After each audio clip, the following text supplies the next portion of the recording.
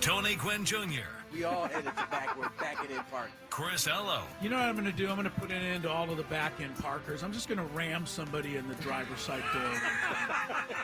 And Matt Skraby. Now I'm being judged because I pull forward into my parking spot. Don't blame us for any side effects. You thrilled our fans throughout the postseason with a great performance. Gwynn and Chris are ready to go. Welcome into another edition of Gwynn and Chris. Tony Gwynn Jr., Chris Ello, Matt Skraby. It's a beautiful Tuesday, I assume in San Diego, certainly beautiful here in Detroit. Woke up this morning, gentlemen. There is a tie atop the National League West, Padres and Dodgers. I'm sure that has yes, I'm sure that has people feeling ill this morning. Some type of way. We certainly don't like the Dodgers enough to share anything with them, let alone first place. But that is what we must do. The Mets are also there. They all three have the same record now, 16-7. And, you know, I said it yesterday, Tony, this is going to be a really hard series to win. And it's not done yet. They can get 2 out of 3. Going to have to win these next 2. They're going to have to play really, really good baseball. I think basically with all of the injuries that they have, I think what it comes down to is your window for making mistakes becomes much, much tighter. You can't afford to give away anything. And if you look at the game last night, Randy Vasquez gave away, you know, everything. I mean, walks and hit batters and falling behind in counts and, you know, couldn't get the final out of the inning a couple of times. You know, I think Detroit got 4 or 5 of its runs with 2 outs, so they'd almost be out of the inning and not quite. But they don't have any room like that right now. They almost have to play really good baseball when you don't have all your guns. Yeah, listen, I don't know how to diagnose this. I personally think Padres played as well as they had been. It just the starting pitching wasn't good yesterday. No, it wasn't. Vasquez goes 2 innings, gave up 5 hits. He walked 3. He hit a batter. Like, you know, I honestly, no matter who's pitching, if you get that kind of line, your team is going to be behind the 8 ball. And I thought the Padres did a good job battling back. I mean, they were trailing pretty much other than the first inning the whole game. And they found their way back in the game. They had some opportunities. They came up a little bit short. But, you know, I think all in all, it was a good, well-played game yesterday outside of the walks and really the start from Vasquez. It's really his first poor start, I'd say, of the season. Might have been probably, you could make the argument, it was probably the poorest start out of the group so far. So get a chance to bounce back here today. Pivetta on the mound. He's been terrific at home. It's been okay on the road. See if that can change here today. I don't know if the elements will be the same. Yesterday, the wind was howling out. It was in at first, and then it was howling out. I don't think it'll be that way today. So I don't know if the elements will have as much of a factor, but certainly Padres looking to get in the win column here today. Yeah, it'd be nice to get one of these 2, and if you can get them both and come home after that, man, you'd be feeling great about yourself. Yeah, I know. I totally agree with you, Tony. I mean, your bad start takes you out of the game sometimes. It's kind of like golf. You can't win the tournament in the first day. But you can lose it. Right. And sometimes in a ball game, if your starter, you know, gives you one of those outings, you can lose the game before it started. But it does underscore the point. You know, you had bases loaded, 1 out in the first inning, got only 1 run. You had the first 2 on in the second inning and got only 1 run. So you had opportunities. You hit into a couple of double plays in the ball game. But, you know, you had 10 at-bats taken yesterday by guys who opened the season in the minor leagues. And, you know, that's about 1/3 of your at-bats last night were guys that weren't on this team. So, you know, again, there's no way you can be upset. You know, the Padres, as they were constructed, you know, were 7-0 to start the season. The Padres, as they're currently constructed, with everybody sitting on the sidelines, have gone 9-7 since then, which isn't too bad. You know, I mean, that's the thing. I mean, Fernando's helped them stay afloat, you know. And when's it 9-7 since? 9-7, you know, which is okay, right? No, since when? Since the 7-0 start, since that. So, okay. Yeah, I mean, to me, that's okay. It's not a collapse of any kind. So, you know, you hang with it. You get back to work today. And, you fight with what you have. I don't think the Dodgers, okay, they've pulled even, and the Mets have won 3 or 4 in a row, but you and I both know, Tony, at this point, you're not playing against the Dodgers yet. You're playing just amongst yourselves. Go out and win as many games as you can, see where that leaves you. Yeah, no doubt. And, I think we have to stop belaboring the point that this team is not at full strength. That's true. That's right. just what it is. And guess what? There are going to be probably 29 other teams that go through the same exact thing at some point. And so it is what it is. A lot of these guys who are getting the opportunity, not a lot, few of these guys who are getting the opportunity were, I think people's picks to make the squad out of spring training. And yes, so now some of these guys are getting the opportunity. I think Oscar Gonzalez has done a really good job in the opportunities he's been given. And so, listen, at the end of the day, the injuries are going to happen. You hope that they don't come in bunches like they have for the Padres, but there's always a chance that they do. And this is what they have to work with. I think this team is a confident bunch that thinks they can go out and win ball games as constructed right now for the time being. I don't think nobody thinks this is a long-term plan or long-term solution, but certainly for the time being, they feel, we talked a lot about at the end of spring training, man, this team's got a lot of depth at this spot. Well, guess what? This is exactly what the depth is for. When guys go down, your number's called. Can you come up and just hold the fort down? And so, yes, I think you're right, Chris. They obviously, when you're missing Jackson Merrill, Jake Cronenworth, Luis Ariz, yes, your margin for error is going to be a little bit smaller, and so you're going to have to play better baseball, but it's not as though these guys aren't capable of doing that. And so that's where the task is tonight. Lineup already out. The only change in it is Manny gets off his feet today. He's a designated hitter. Iglesias slides over to third. Mason McCoy gets an opportunity at second base today. Everything else, exactly this. Maldonado's not in there. Diaz is in there. So first 5, or first 4 in the lineup, same. Toddy, Sheets, Machado, Bogarts. Gonzalez slides up from the 6th spot to the 5th spot. Iglesias hits 6th, Diaz 7th, Wade 8th, McCoy 9th. And then Nick on the mound, looking for his 4th win. By the way, Pavella's amongst the league leaders in ERA right now with a 1.57. So yeah, although it is that time of season where that can change. Unfortunately, Vasquez found that out last night. But I think you're preaching a thing that needs to be preached, and I'm sure it's something that Mike Schilt is going to focus on here. I mean, we've got all these injuries. We're going to have them for the next at least 5 or 6 games. Yeah. So what are we going to do? Just lose these 5 or 6 games? You can't do that. So you're absolutely right, Tony. You have to go. You have to work with what you have, and you have to fight your way through and claw and get yourself a couple of victories, kind of like they did Sunday in Houston. And, try to scrap another one here. I mean, the Tigers are playing pretty well. They're 14-9. They're on top of their division. So it's a challenge. But I think Pivetta gives them a little better shot tonight. And, nothing's changed in that bullpen, Tony. No.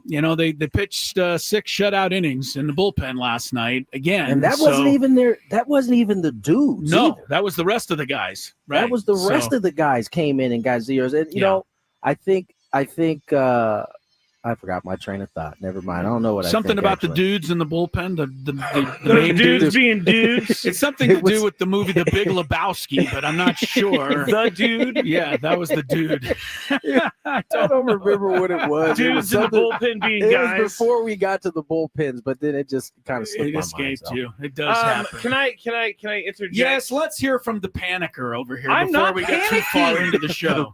I'm not going to be a panicker this year. I Okay. understand that they are very injured right now. As Tony said, though, this is the team that they got, and it's not going to change. Now, all of a sudden, Xander Bogaerts is in the crosshairs of the haters out there.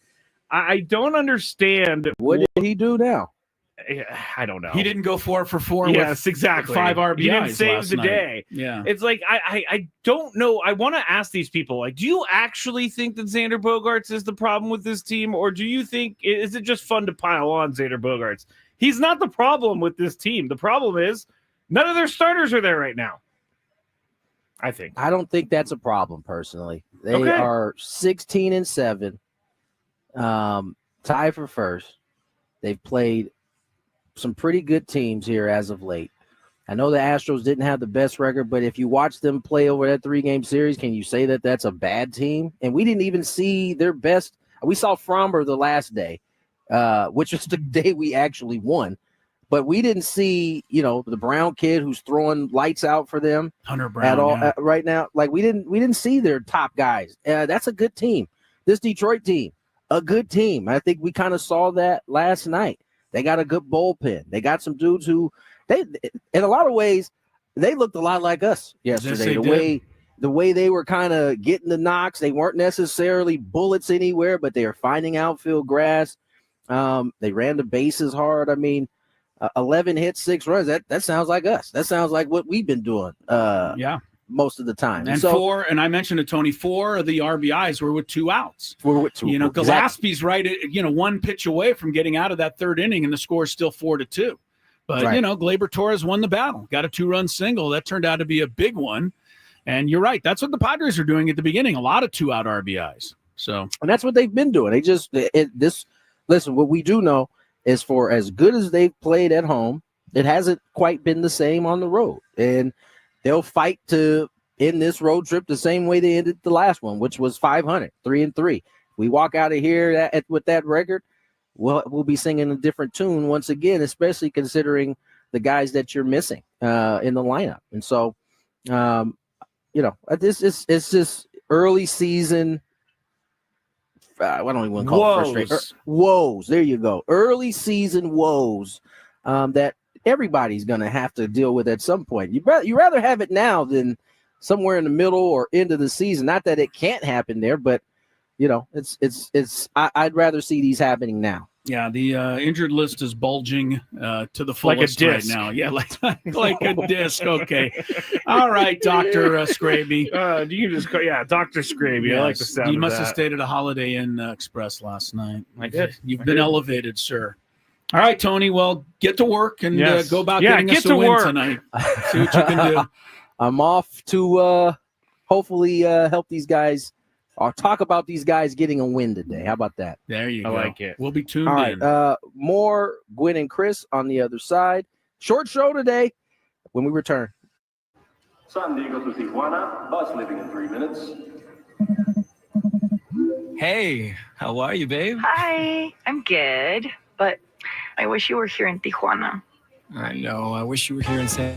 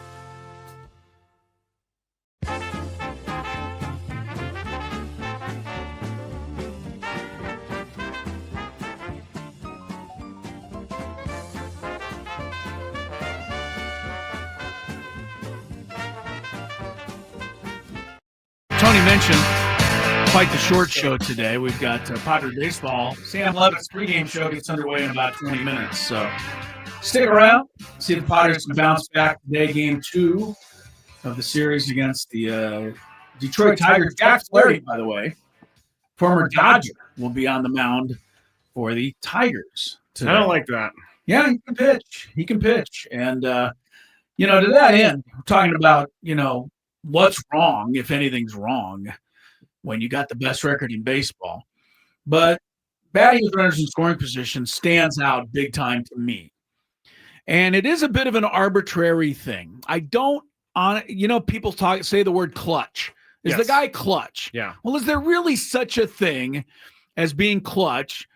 Or are there just certain seasons where certain guys seem to get hits when it matters most? I'll give you an example. Jurickson Profar last year. Seemed like every time he got a hit, it was huge, and it was at the right moment. So far this year, Gavin Sheets has been similar to that. Seems like all of his hits have been big ones. Some guys get a lot of hits, and, they go unnoticed because they don't lead to run scoring. So I think that's a little similar with runners in scoring position, but there's a wide disparity right now, Skraby. At home, the Padres are hitting .304 with runners in scoring position. It's one of the reasons that they're 12-1 at home. On the road, they're hitting .168. That's one of the reasons why they're 4-6 on the road. And yesterday, even though Vasquez pitched terrible, and I want to get into Vasquez here in a second, but You done with him? I'm no. You done with him? Yeah, throw him out with the trash. No, I'm not, but I'm not pleased with him. You're going to scold him. I want to scold him. Okay. And I'm probably going to scold him with the exact same things that Ruben Niebla and Mike Schilt and everybody associated with the Padres is scolding him. But runners in scoring position yesterday, they had bases loaded, 1 out in the first inning, got nothing. They got 1 run on a ground ball. Got the first 2 on in the second inning, got 1 run. And these are where you could get 4 or 5 runs if somebody, hits one into the gap. But that's not happening on the road. Whereas at home, seems like every time somebody's on base, bang, there's a base hit, runs in. So, and you need to hit with runners in scoring position if you're not going to hit 3-run homers. And we've already talked about it. The Padres don't yet have a 3-run homer. Not a single one. No grand slams either. I feel like there's always some sort of weird thing that the Padres can't do. There's always a year. something, right? You can always find something in April. Like last year, the splits for home versus away were completely opposite. They were much better on the road than they were at home. At the end of the year, they were able to win at home more. Right. But that's why I say these stats are a little arbitrary, but they are what they are. You're not getting the big hit on the road right now, and you could certainly use it here the next couple of days because you're not playing anywhere near full strength. That said, Tony's right. They lost the game last night because Vasquez can't throw a strike. And until he can throw a strike, he's going to drive me officially crazy. Now, prior to last night, he had a 1.74 ERA, but he still wasn't throwing strikes. He was just getting away with it. There was runners on base all over the place, but nobody was getting a big hit against him. Well, last night, walking guys, hitting a batter to lead off an inning, walking the first 2 in an inning, falling behind in the count all the time. Last night, the Tigers got some hits, and they got 6 runs charged to him. Now, the last 2 came in off Gillespie. I get that, but he put those 2 runners on. Vasquez cannot pitch in my rotation if he can't throw a strike. I would rather put Kyle Hart out there and have him get pounded, and it's not fair to say that, but you know what I mean? I'd rather him go out and throw strikes and give up 6 runs on doubles and homers than have Vasquez walk the yard. Yeah. It's just so deflating. It's so deflating to your team when your pitcher can't throw a strike. And Vasquez this year is throwing strikes only 56% of the time. That's not overall. I'm wondering what the league average is. It's got to be. That's a good question, but it's got to be in the 70s. I would think think for major league pitchers, They got 7 out of 10 strikes, or at least high 60s. Yeah. Vasquez is 56% strikes to balls. He's walked 17. He's hit a batter, and he struck out 9. That is a 1-to-2 ratio of strikeouts to walks, meaning 1 strikeout, 2 walks. Most major leaguers are 3-to-1 the other way. Strikeouts to walks. Yeah. You can't live like this. Eventually, well, last night was just the start, but it's going to keep going. It's not going to change until he can throw a strike. And if he can't throw a strike, I understand right now you're hurt. You don't have your guys. Darvish is out. You're, still, Waldron's not ready, whatever. But at first notice, when people are back, Vasquez is the guy that, in my mind, can't be a starting pitcher. You can't go out and throw 2 innings like this. Not only did it hurt you, you lost last night, you don't have any of those guys available tonight now. I think Randy Vasquez, every start that he's made the day after, we mentioned the traffic cop nickname, which is cute and everything when you get out of the inning. But if you're continually going to be living on that edge. That's a good point, Skraby. It's very cute. It's cute. Yeah, traffic cop. Hey, you loaded the bases. You got out of it again. That's fun to watch. It's not fun to watch when they clear the bases. Somebody sticks one into the gap. Here's the thing with Vasquez. People say he's always been like that. Really? Last year, he had 62 strikeouts and 29 walks. That's 2-to-1 to the good. This year, it's backwards. That's got to change. And I can't, it drives me crazy, Scrape. I absolutely can't stand it. Yesterday was a hard watch for me as well. I was like, Randy Vasquez doesn't have it. We all know he doesn't have it. And Mike Schilt couldn't wait to get him out. Like after the second walk, Mike Schilt was already past the foul line. You know what I mean? Like it was, please, I can't watch this anymore. I gotta say though, if we're gonna call this team a grit squad, okay, they need to be gritty right now. The grit squad is when you are down your regular players, when you're down Jackson Merrill, Jake Cronenworth, all of that. These guys need to step up. Nick Pivetta has a huge start early in the year. He needs to right the ship tonight and prove that they can win. He needs to right the ship tonight so that they know that they have an option later in the rotation. Well, he also has to give them at least 6 innings because if he doesn't, who are you going to bring in? You use Jacob last, right? Yeah. You use Gillespie. Mm-hmm. You lose. No, I don't think you used Jacob, but you used him for 3 innings on Sunday in Houston, right? Yes, you did. Yes. Let me see who exactly they used yesterday. Yeah, I think it was just Gillespie and Peralta and Matsui. And give Peralta and Matsui credit for stretching out. Matsui pitched 2 innings, I think, for the first time this year. But you can't do this and put your pitching staff and bullpen at risk like this. And the bullpen, again, was incredible with 6 shutout innings. I know. You're right. Gillespie, Peralta, Matsui.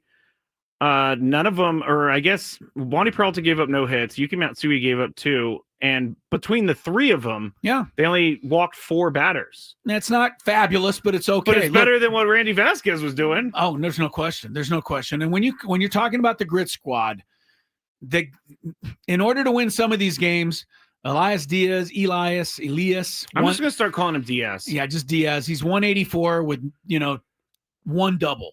All right, I need a little something. Yuli Gurriel's 4 for 31 with 1 double. He's hitting 129. Connor Joe so far 0 for 8, 5 strikeouts. Yeah, it's not a good go for It hasn't been good for him yet. They get a little contribution here and there. Either that or Fernando's just got to win every game for you, which he did on Sunday. He did. And, he went 1 for 5 yesterday, so that's why they probably didn't win. But, yeah, it's a tough go right now. But Tony's also right. The message has to be that we're going to be like this for at least another 6-7 games. So what do you want to do? Just lose them all? Like you got to get in there and win a couple of these things. It's not going to be as easy, but you're Let's right. Go, Grit Squad. Got to fight your way. I don't know. Yuli Gurriel, I know we've talked about this many times, but we're talking about what everyone's thinking, which is why is he still on the team? How long is he going to stay on the team? But who else do they have right now? Nobody. So it's a silly question because they don't have anybody that they can replace him with. So he's going to stay on the team and have to try to contribute somehow. But everyone's thinking the same thing, and I got to believe the Padres are thinking the same thing. Like, how long can we do this? Yeah, 4 for 31 is only part of the story because the 27 outs. Every single one of them has been an easy pop-up or a 2-hop grounder. It's not like they're robbing him with diving catches in the gap. Yeah. Not hitting the ball with any authority at all.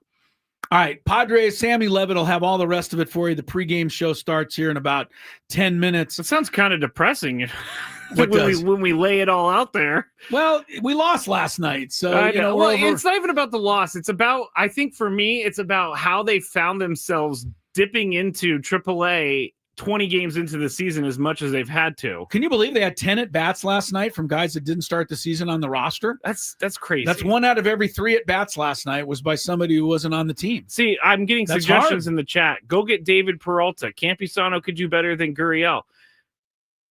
Going to get David Peralta, you're acquiring the same guy in my mind. I know that he had a good year last year, but we don't know that. Let me that's tell gonna you happen something. again. They're thinking of all of these things. They are. They really are, and they'll do what they've got to do. Still, bottom line, you're 16-7. You're tied for the best record. So let's not go that crazy. If you want to panic at all, Yeah, we need to put that in perspective. Say We the do. record again. 16-7, Okay. nothing wrong with that. If you want to panic, be a Laker fan. The Lakers were absolutely blown out of the arena in Game 1 by Minnesota Saturday night. Lost by 20 at home. Their bench got obliterated. The Laker bench was outscored 43-13. So that's not Ant-Man beating you. That's not Gobert. And you're not losing because of Doncic and LeBron. It's the other guys. Mm-hmm. And the Lakers need some of those guys to bring it tonight. Either that or both Luka and LeBron got to score 50 each, which Can happen. can, but unlikely. So Yes. they need some contributions elsewhere tonight. It's one of those, do or die type things. You lose game 2 at home, and you're in big trouble. You'd be down 2-0 going to Minnesota. I wouldn't like their chances. So big one for the Lakers tonight. Last night, making me proud to be an Aztec, Kawhi Leonard. I don't know if anyone saw the game. I know people aren't into the NBA as much this year. Kawhi Leonard turned in one of the greatest performances he's ever turned in. And that's saying something for a guy that's already won 2 finals MVP. Yeah. Skrabe, he was 15 of 19 shooting. He only missed 4 shots the whole game. 3 of those were 3-pointers. He was 4 for 7. So only missed 1 2-point shot. 5 for 5 at the line. 39 big ones last night to win that game in Denver. He was just so good, and he is so good, and it is so fun to watch him because he's old school to me. He doesn't point at himself. He doesn't flex. He doesn't give himself the veins with every time he hits a 3-point shot. He just plays basketball and rips your heart out. And ask the Denver Nuggets, because that's what happened to them last night. I also want to give credit in the game to our guy from Lincoln High, Norman Powell, who's having a great year. He was having a terrible game last night. 1 for 9, couldn't make a basket, threw the ball away a couple times. But in the final minute of the game, when it was tied, he got the ball and hit a 3. That's what good players do. They can shake off a bad night and hit the big shot to help you win the game. And when you look at it in the end, Norman Powell was a +8, the highest plus-minus ratio in the game. Final thing on that game last night, because I thought it was a really good game. I enjoyed it. Nikola Jokic, 26, 12, 10 assists, triple-double, greatest player who ever lived. But the first time he guards somebody, or the next time he guards somebody, will be the first time. Watch him. He doesn't defend anybody. And if you take the ball at him, he normally just gets out of the way and lets you score. He gets 2 steals every game. Last night he had 3. So people think he's good on defense. He's a liability. He's one of the worst defensive centers I've seen. And I was watching it last night. I was thinking to myself, how many points would Olajuwon score against this guy? Oh, how many you did that. How many points would Kareem score against this guy? 0. Really? You think? Because Kareem is a twig compared to Nikola Jokic. Okay, absolutely no one ever blocked a Kareem skyhook, and Jokic wouldn't be doing that either. Those guys in their hate now, right? You're right. Olajuwon's 62 years old right now. He might only score 20, but Anyway, I'm a little over the Jokic is the greatest thing you've ever seen. Honestly, I'm a real question, Chris. Yeah. If defense is not a priority in the NBA, then why should he play Why defense? should it matter? Yeah.